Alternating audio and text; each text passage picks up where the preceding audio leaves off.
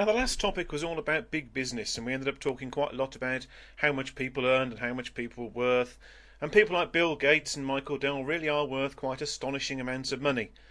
This is just a small topic on the end to show that there is something else to software into the computing industry. It's something, in fact, we'll return to later on.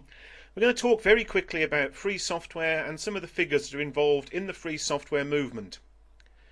We need to establish, first of all, two meanings to the word free. You can have something that's free, as in it's just free, you don't pay for it. You might have downloaded Firefox, a free web browser, or other software from the net that you found that is given away free. The other possible definition is free as in freedom. Freedom to do what you want with a piece of software. The key issue here is if you buy something like Microsoft Windows, you're not actually buying that software. You're buying a license for that software that allows you to use that software in a particular kind of way. A license for Windows probably means you can run that software on a particular computer. If you buy a new computer, you've got to buy a new copy of Windows. There are some people that think this is not a particularly pleasant way of operating, but obviously people like Microsoft think it's a pleasant way of operating because it makes them more money. So let's have a quick look at three of those people. This is the first one. You can probably tell by looking at him that this person has things to do with computers and has done for a significant amount of time. This is Richard Stallman, university known as just by his initials, just as RMS. He's an activist for free software, and Stallman very definitely means free as in freedom. Freedom to do what you want with a piece of software. So if you get some software, he says it should be your right to modify it, if you want to do what you want to do with it, to give it to other people, to pass on those rights to those other people. Basically, software is freedom. The logo in the corner of the screen there is a logo of his free software movement, known as the FSF. So Stallman goes around the world campaigning for free software, campaigning particularly against software patents. He wants everything to be open.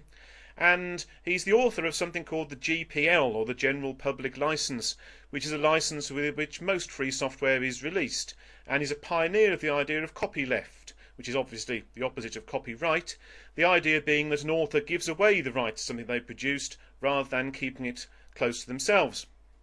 Now, Stallman's view is maybe a little bit extreme, perhaps a little bit impractical for some things we might actually want to do in what people would call the real world, but this bloke has produced something that, under the GPL, that has the potential to change the way lots of people do their computing. This is Linus Torvalds, a famous bloke from Finland, well, in fact the only person from Finland in this story.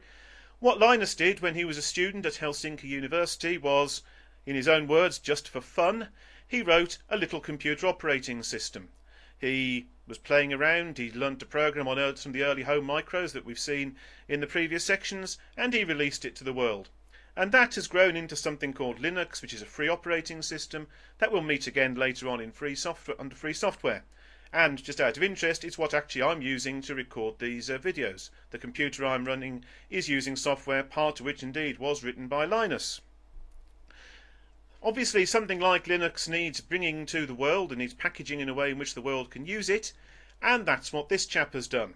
This is Mark Shuttleworth. He's a South African entrepreneur. He made an awful lot of money in the late 1990s selling his internet security firm. He made about $500,000, which obviously is as nothing compared to someone like Bill Gates, but it's enough for him to get by on, you would have thought. He founded a company called Canonical, which sponsors a particular kind of the Linux operating system called Ubuntu. There's the logo in the corner there. And that is in fact what the computer I'm recording this video on is using. So we'll meet some of those people a bit later on. For now, that is where computing is, and we'll pass on to the topics that follow on, and we'll start seeing what's actually inside a computer these days.